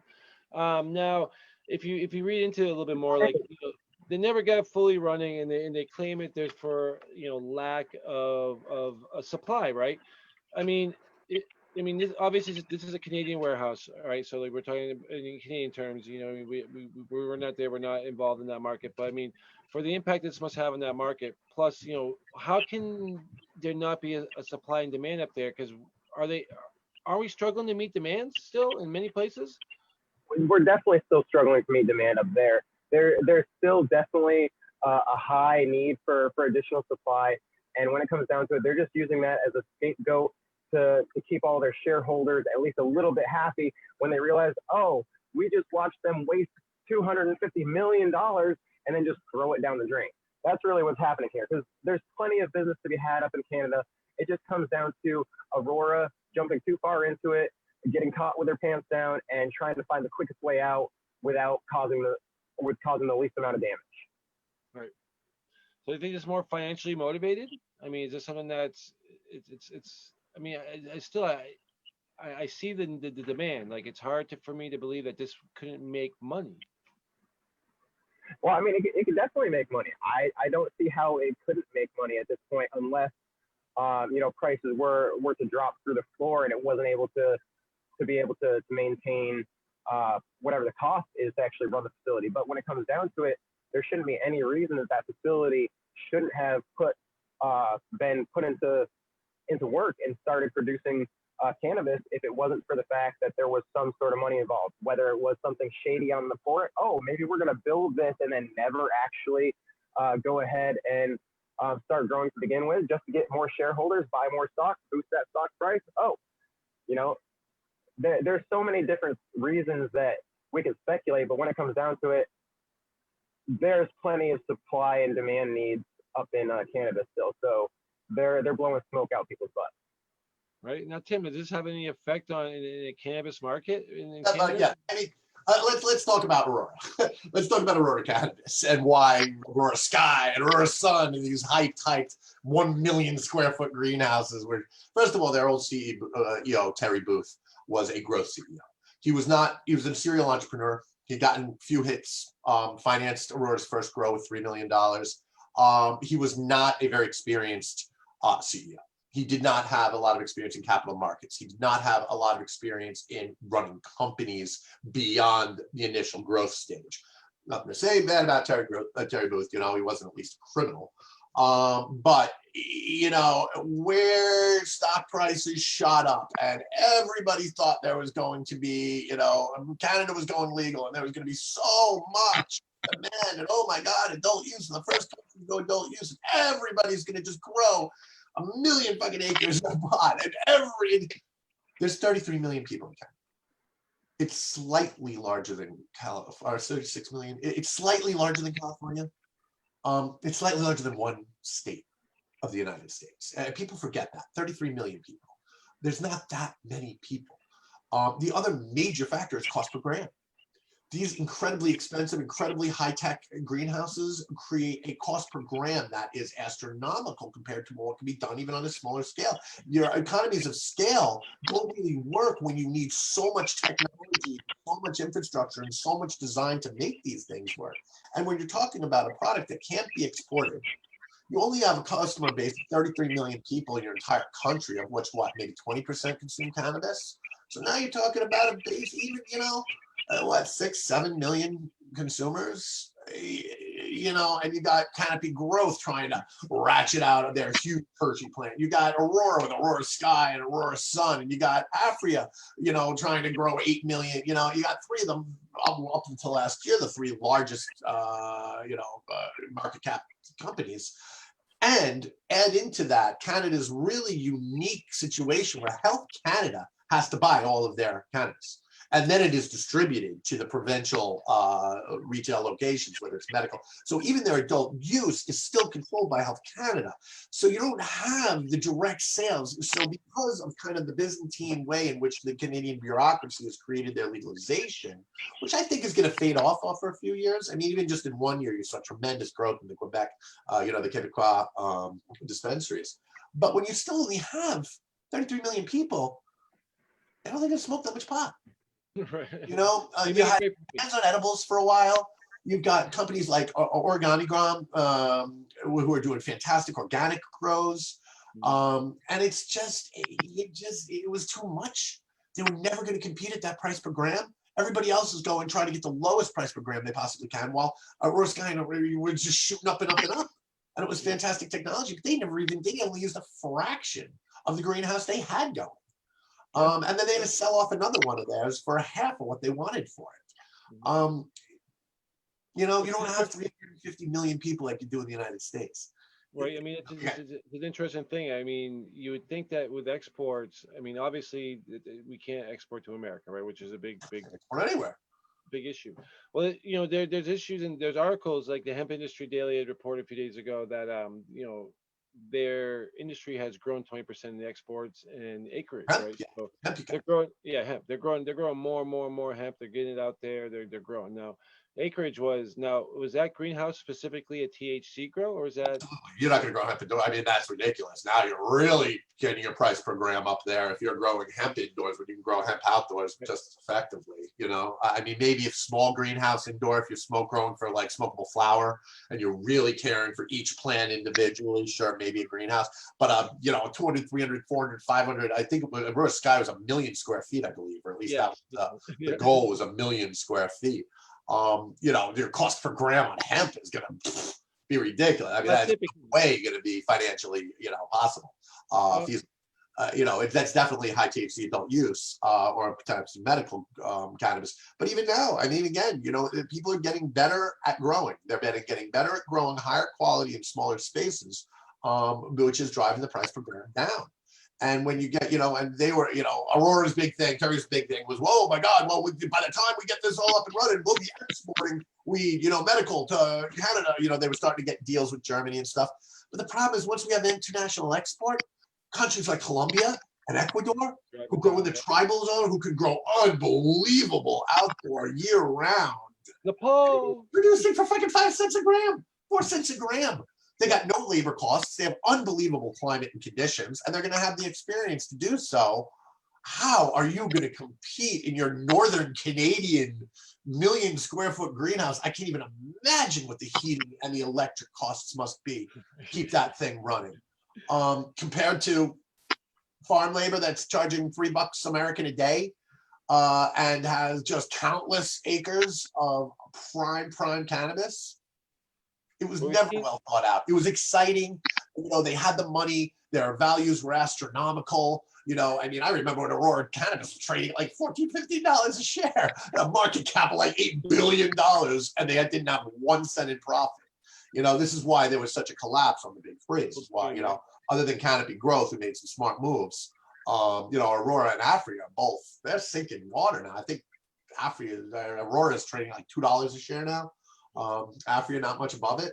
A lot of people lost a lot of money on those stocks because they had a great idea, but it wasn't well thought out long term. Where is this going to go? It was just kind of a hype. Oh my God, we have all this money from our inflated stock price. Let's do something with it. Let's build a high tech, fancy 1 million square foot greenhouse in northern Canada. Yeah, that's right. Oh, you great. You make a great point. I mean, Thomas. I mean, I don't know if you remember this or not, but like the price per gram in Canada, they like the government really tried to bring it down. It was like between $5 or $6, I believe, there for a while. So through a dispensary. So that was. Yeah, I'm not talking retail. I'm talking production costs. What does it cost to create that gram? Oh, right. Yeah. But even in the retail market, Canada has approached to drive out the black market was make it cheaper, right? Like let's bring the price down. Like that was their focus, which still blows my mind. Why a greenhouse of this size, like you said, who knows the back end cost of things, but like why something like this can't function in their market? Too expensive, and you got too much. You have an oversupply. 33 million people is not that many consumers. Yep. That's a great point. I can definitely agree with the consumers. I can definitely agree with a low quantity of consumers. I think that as far as the cost per gram is concerned, it's definitely not the most intelligent move or the best business move with the amount that they were doing, but that they still be lucrative and could have made money off it until the price per gram at the retail level dropped considerably lower than what Health Canada was currently planning on. 250,000 square foot would have been fine. That would have been reasonable. Maybe even 500,000 square foot, but 1 million square foot facility. And what happened? A million square foot is definitely being a little overzealous. That's for sure. Well, I think they feel technically crashed and capital market dried up. This is corporate cannabis in 2019. All the money went away. All the investors went away. And when the stock prices came down, all these companies that were sitting on, all this, stock money, that's all gone now. Now you have no leverage. Now you can't borrow. Now you don't have investors. Now you got Acreage borrowing, $12 million at 4 months at 60% interest. That's the reality of cannabis industry today. And it is not, let's build a million, finish 1 million square foot high-tech grow facility that most likely in the next 10 years is going to be obsolete. That just is not a good financial move, nor possible. So, I read that today. I remember when I first read about Aurora Sky when I was kind of very heavily into the whole cannabis companies and investments back in 2016, 2017. And they debuted this thing, they had that whole big model and the rendering and what it looked like, lovely, happy people dancing in the cannabis plants. And at the time, I was like, and then they announced Aurora Sky, which was going to be another 1 million, like two. This does not end well. Is this a failure of the industry, though? Does this put a black eye in the industry in a way, or is this just shows you what not to do? Like any company, companies make mistakes. Some companies make good moves. Canopy Growth with their merger, or not merger, but kind of joining forces with Constellation Brands. That was brilliant. That was very smart. Now we have a multi-billion-dollar corporation that's making multi-billion dollars in profits, backing us up. That's smart. That was a good move. Trying to launch two multi-million-dollar, many multiple millions of dollars, high-tech, state-of-the-art grow facilities for a customer, for a population of 33 million, I think was overly ambitious. And I think Terry Booth we just saw stars and wanted to shoot for it, and he didn't make it. And that's why he was replaced, honestly. And he was replaced with a CEO who has a lot more, 25 years experience in capital markets and mergers and acquisitions, and understands the detail of business. Terry Booth knew cannabis. The new Aurora CEO, who his name is I'm missing his name off the top of my head. He knows business. And that's kind of the phase in which, they need to downscale, they need to streamline, they need to, cut all the fat. And Aurora Sky and Aurora Sun were definitely fat. Well, I mean, hopefully you're catching all this, because there's a lot of lessons to be learned here from, especially when you're trying to legalize your markets. One last thing I really wanted to talk to Thomas about, and this is when we talk about the importance of a lot on our show. There is in Washington state proposal right now that require growers to test their recreational marijuana for pesticides and heavy metals, right? This is something we talked about in Vermont, that was in our legalization process.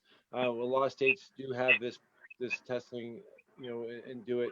Now, isn't it something that we should be that every state should be doing, or is it more of a hindrance on the growers? I mean, let's talk about from a grower standpoint.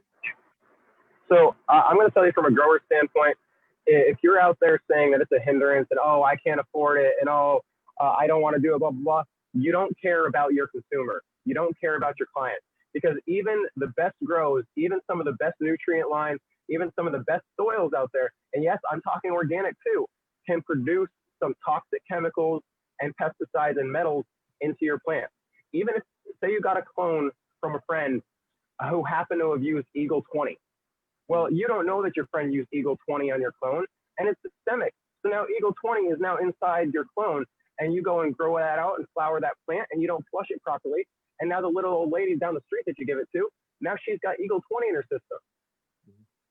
Yeah, so in that respect, I think what Washington is doing and trying to get that passed is fantastic. I think every state should have to do that. I don't care what the cost is. I understand, yes, I will have to pay $600 per test to have a full panel done every time I have a complete crop. But that's the cost of doing business, and you have to do that in order to make sure that you're providing a safe product for your clientele. Absolutely right. Tom is 100% right. It's the only way we're ever going to be taken seriously. Yep. I mean, and we've seen states enact these strict testing policies, especially on carts. Like, remember, we were talking to Luna Stour a few weeks ago now, a month ago, about the strict testing procedures on even carts now. You know what I mean? They test the oil, they test the seepage, right, when it's inside the cart, and then they also test the post fire. So, I mean, these regulations are becoming strict. Like we said, it's not a nuisance, really. I mean, it's really consumer care, consumer quality, making sure that the consumer can get a product that they're not going to get sick off of, right? And that's the thing too, is, you know, looking at the way the carts are set up, if they actually had these regulations set up to begin with, and actually were taking better care and paying more attention to what was actually legal market product and what was actually black market product, they would have been able to stop this right off the bat and prevent any sort of issues from coming through the legal market, or at least minimize it in comparison to the amount of lives that were lost and the amount of people that got sick due to faulty carts and heavy metals and cheap Chinese crap. Right. I mean, unfortunately, that's what we saw here in America. And I just want to touch base on that, because I mean, we talk about it a lot. I don't think people think about it a lot, especially, you know, if you're in a state that you're consuming from and you're a participant in that market. Make sure that you know that your product's tested, and make sure, look at the heavy metals. I mean, we've had Dr. on the show. Heavy metals are very dangerous, guys. I can't describe to you the amount of effects it can have on you mentally, your body, physically, and things of that nature. So it's really stuff that you don't want to smoke, right? And unfortunately, we see a lot of it in a lot of our commercial cannabis. It just happens, right? You know, we've seen issues with runoffs. We've seen issues with the environment, right? We talk about a lot, Thomas, right? Because I mean, even if you're taking the safe precautions and you're trying to run an organic operation, your neighbor could be influencing a lot of what's happening with your cannabis, correct? Absolutely. I've actually had crops come back that ended up being destroyed because they came back high in cadmium or arsenic, just due to runoff from a farm that was upstream that just happened to be using improper practices. So that ended up ruining an entire crop for us. We weren't even able to save it. Technically we could have processed it into some sort of oil and potentially saved some of it, but the amount of heavy metals that were left in the final product were just too much for us to consider safe to even try to save at that point. So unfortunately, we lost out. That was 2018, so a couple of years ago now. But learned a good lesson there, and obviously it leads right back to testing everything, because if we hadn't tested for heavy metals, we wouldn't have known that there was arsenic in the hemp bud, and then people would have been putting arsenic into their system when they were trying to consume a CBD medicine. And I personally am not okay with that. My conscience is not okay with that, and I personally am always going to test any crop when it's done, because it needs to be tested. You need to make sure that it's healthy and safe for consumption, and teach your neighbor how to properly farm.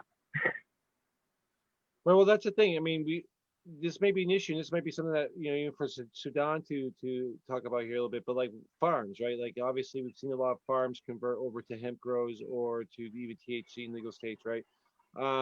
and we talk about soil testing and soil remediation, right? These are two words that I think we need to talk more about, right? What are the impacts of that type of testing too? Like you're saying, like your neighbor's farm from growing some other type of product could be the runoff could be your issue, right? Oh, absolutely. You should definitely be testing your soil prior to planting anything. You should be testing, in my preference, I like to take usually about 6 or 7 samples per acre from several different areas, several different soil zones, so that you get it all mixed in together, or excuse me, not all mixed in together, but just so that you get a good idea of what you have throughout your entire field. And then actually have that properly tested, so you know if you're going to be high in any heavy metals or high in any sort of issues in your soil, as well as what sort of nutrients you may need to provide to remediate and bring that soil back to healthy conditions for growing. For instance, there's a lot of Connecticut and Massachusetts tobacco farms that are currently converting over to CBD hemp. Those farms are having to go through extensive remediation in order to properly grow CBD hemp where they otherwise were growing tobacco. There's also lots of pesticides and stuff that were used with tobacco that you're not going to be able to be using with CBD hemp. So there's a lot of actual work that needs to be done to get these farms prepared for that. But I'm happy to see a lot of them making the switch. Is there a market for that interim hemp basically, or it could be like industrial or something like that? Could it be using a market like that, or is it just when we're doing soil remediation? Does that process require burning fields? Like, how does that work? So I actually love the idea of using industrial hemp to help with soil remediation. So going through and providing proper nutrients to your soil, and then going through and just planting a whole bunch of industrial hemp and running that for a couple of years. Some people say a year is fine. I prefer actually 2, maybe even 3 years to just help leach all of the bad metals and all the toxics that are actually left in the soil. People can obviously burn the fields as well to help get rid of pests and help bring some actual biochar back into the soil as well. It provides additional benefits in that respect. But my personal preference is to run industrial hemp for a couple of years, because at that point you're able to use the hemp for other purposes, so you're not wasting the field for that year, and at the same time still bringing that soil back to a healthier condition for you to be able to continue growing after that. We love talking about remediation on this show, that's for sure. Now, Sudan, like, hopefully we learned something today. I mean, we have all these crazy markets. We have America, we have Canada, we have the UN, we have the European councils, we have all these crazy things happening in the world, Mexico, right? And now we're talking about Nepal, right? All these great things that you're seeing our fights here, right? You're seeing what even in what a legalized country can look like to somebody, right? Where like you were talking about, the United States being somewhat of a staple to what we're doing in this industry for you guys, right? What are your concerns right now with where you guys stand on your end? Like, what are your general concerns? Like, I mean, I know we talked about getting yourself legalization happening, and again, what are the steps to get you guys to go? I mean, how positive do you feel about this?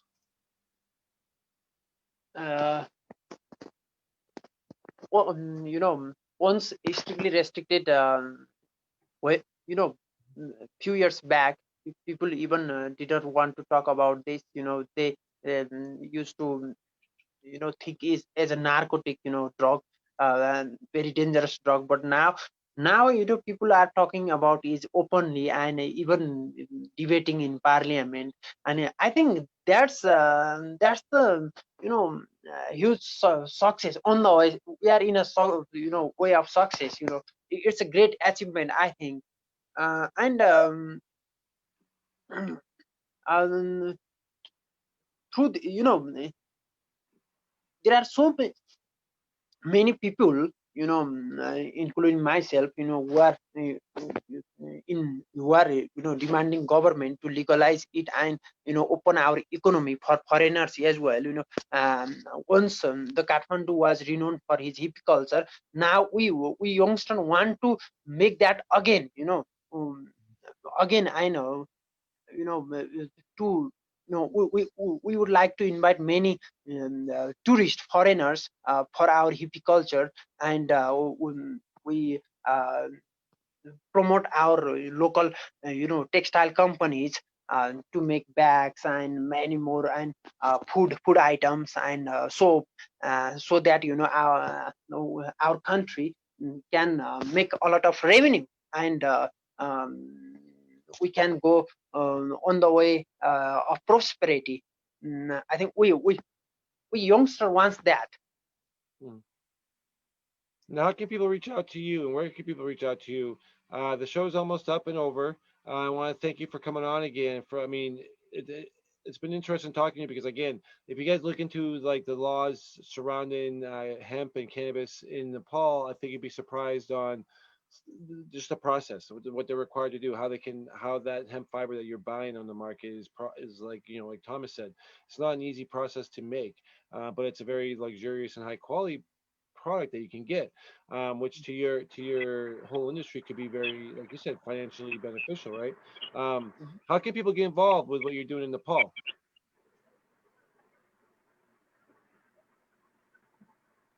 Sorry. Oh, I was saying, how can people contact you and get involved with legalization in Nepal? Uh, you know, they can contact me through Facebook and through my email as well. Usually they can get me on Facebook, and um, if they wants to join me, join our agenda, join our if they also wants to legalize it in Nepal, they can feel free to contact me through Facebook. All right. So, guys, reach out to Sudan if you have any questions, concerns, or if you feel like you can help him with this legality issues, or if you're in Nepal and you just want to join forces, say hi, and go smoke some weed. I think, This right? pandemic's over, Sudan. I would love to take a trip and come visit you, man. I think that would Yeah. just be an amazing experience, life changing. Hopefully, we We- can do the whole COVID thing soon. Yes, we would love all of us. We should go. Do a conference. Why not? Right? In the weeds field trip to Nepal. I love it. Up there. Count me in, Tom. Come on, guys. Yeah, absolutely. Why not? Field trip. Let's go. Right. We'll go create an educational course. I mean, we don't even need to teach you guys how to grow hemp. I mean, obviously, like we said, it grows everywhere out there. Teach Like us the a few picture behind us here in the. I just want to get in some of those fields in the mountain. Just go walk out there, just sit down and smell the terpenes. Right. I mean, look at the picture behind me. Like, look at this beautiful hemp right here. I mean, this is literally what's grown in the mountains, which is not even being touched by human hands, really, right? So that's how lush the environment is. That's how great of a quality of a product that we can get from there. And like you said, it's just how everything's hand processed. It really is a throwback to the traditional ways of how we used to do this, right? So it's probably the closest thing you get to the real part of it all, right? All right, guys, that's going to be it for us today. I can't wait. We're getting our fun feedback again. I can't wait to get to bring to you guys our next few guests. We have a bunch of different holidays giveaways that we're putting together. Thomas is going to be giving one from Vermont Cannabis Solutions. We're going to get involved with that, so stay tuned for that information. Keep doing that, Joe. Oh, come on, now you're on the spot, right?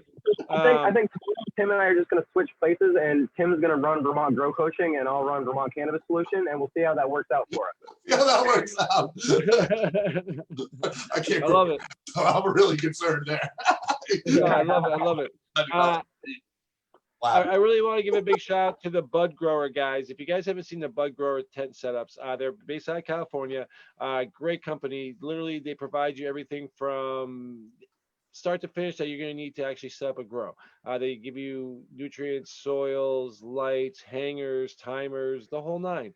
They have multiple levels of kits that you can buy. You're gonna be fine that we're gonna be giving a product code out for everybody to save 15% off their purchases through the holiday seasons, and we'll be hearing a little bit more about them. But check them out, thebudgrower.com. We also have from author Sam Mizdarini. If you give a bear a bong, we're gonna be giving away a couple books from his whole set, which I have one. I'm really excited about. If you guys haven't checked that out, a great set. It sounds kind of funny at first, but when you're trying to feel or realize how to approach kids on some of these subjects, it makes great sense.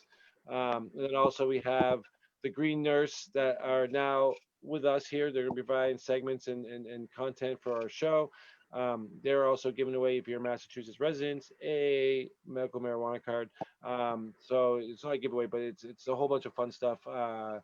30-minute consultations, follow-ups, CBD, a couple of different things. So check those guys out on thegreennurse.com. And stay tuned. Next week, we're going to have another great show for you. A lot more coming aboard. And Sudan, thank you. I know it's early. Get some sleep, man. It's like 6 Thank you o'clock in so the much, morning. Sudan, for being on, man. Great to meet Right. you. Really great to Thank meet you. you. And thank you for all your work, man. Like it really takes an army to help, make that get this established and put this on the forefront on a political level. So thank you for your time. Again, guys, in the weeds. We'll see you next week. Find us on Facebook, like us, love us. Go find our archives and all of our great segments. Thomas has included the Growers Guide. You'll be able to find the Green Nurse there as well, right on our YouTube pages, guys. So don't go anywhere. We'll see you next week. Stay tuned. All the information's coming.